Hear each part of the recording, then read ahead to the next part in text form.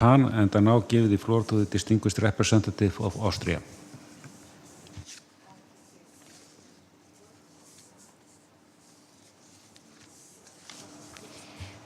Thank you, Honorable Chair, Excellencies, distinguished delegates from around the world. It is a tremendous honor to speak to you today on behalf of the Austrian youth, a privilege that has been entrusted to me 3 months ago. In order to fulfill the expectations and be able to really represent the rich diversity of Austrian youth, I have been traveling around the country and had lots of consultations with young people to learn about their desires, needs, and wishes. There has been one issue coming up in each and every discussion I had with committed young people from the most manifold kind of organizations. And that topic was participation. I can say with deep pride that in Austria, we entrust our youth with the serious responsibility to decide the political future of our country at a very young age. For exactly 10 years now, Austrian citizens have been allowed to vote on every political level from the age of 16. I spoke with a young woman from a student association in Austria who told me that to her, voting at 16 is not only a democratic right, but it is also a sign of appreciation and trust towards young people.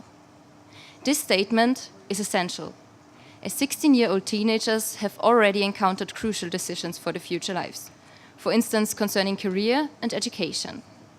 The only logical next step is to enable them to take responsibility and participate in shaping the political landscape of a country. Recent democratic decisions like the Brexit and the election in the United States of America have shown very clearly which impact the votes and voices of young people can have or cannot have, for both the national and international sphere.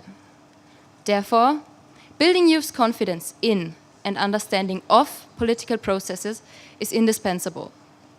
While many of the here present countries have already established encouraging programs for youth support like national youth councils, there's still room for improvement.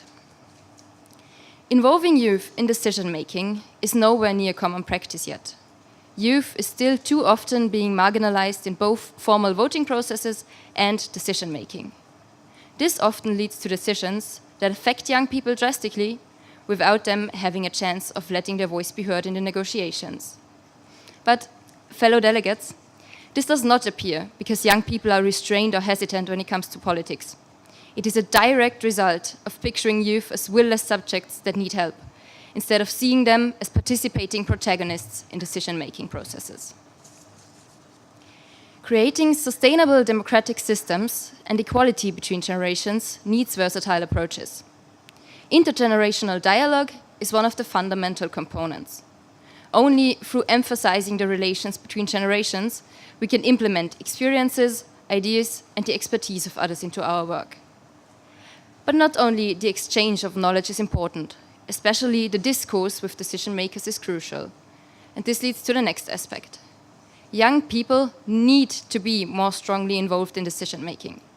Policies designed and drafted by people without the insight to the needs of younger generations are not sustainable.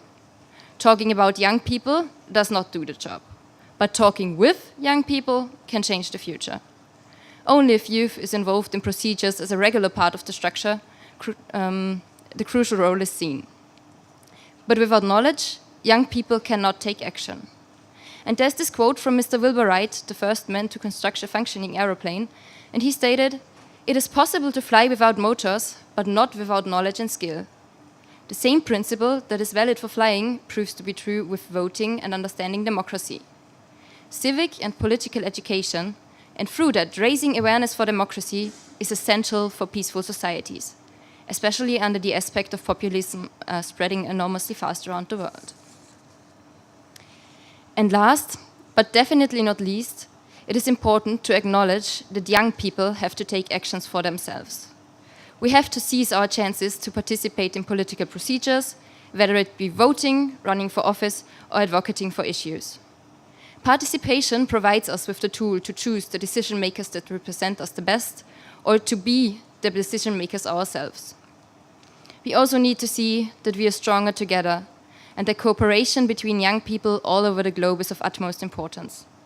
One voice can be overheard easily, but if the 1.8 billion young people all over the world gather together to stand up for our rights and for our future, then we represent an unstoppable force. Thank you. I thank Austria, and I now give the floor